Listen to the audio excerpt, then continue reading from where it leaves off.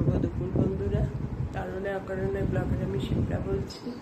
আজকে আবৃত্তি ক্লাসে বেরোচ্ছি। আমাদের একটা ইনসিডেন্ট হয়ে গেছে, যার জন্য দুদিন ধরে ভিডিও করছি না। হঠাৎ করে আমার মেজো ভাসুরের স্ট্রোক হয়ে এক্সপায়ার করে গেছে। বুধবার দিন সন্ধেবেলায় হয়েছে, আর বৃহস্পতিবার দিন রাত্রের দিকে 8টা সাড়ে 8টা, মানে 24 ঘন্টার মধ্যেই, যার জন্য মাইন্ডের দিকে প্রচণ্ড একদম ভেঙে গেছি। শুধু মানে এই ক্লাসগুলো করার আর কি না করলে অনেকটা পিছিয়ে পড়বো, আর মন খারাপ করে বাড়িতে বসে থাকলে তো কিছু হবে না। তাই বেরোচ্ছি, তোমাদের সঙ্গে আবার কথা বলবো।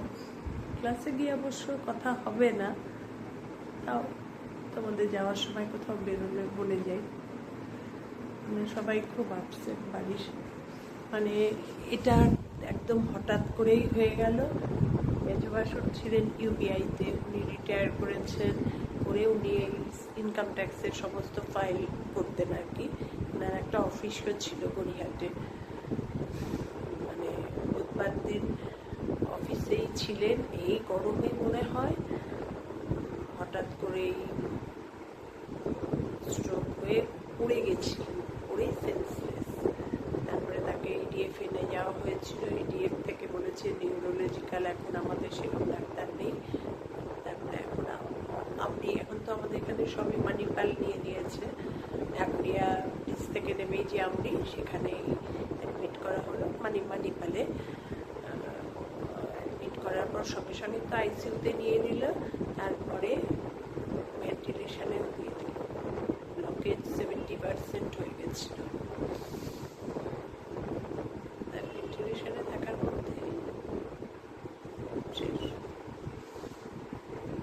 আমাদের ওপর একটা হঠাৎ করে বিশাল একটা হয়ে গেল। কি বলবো, কথা বলার মতো নেই।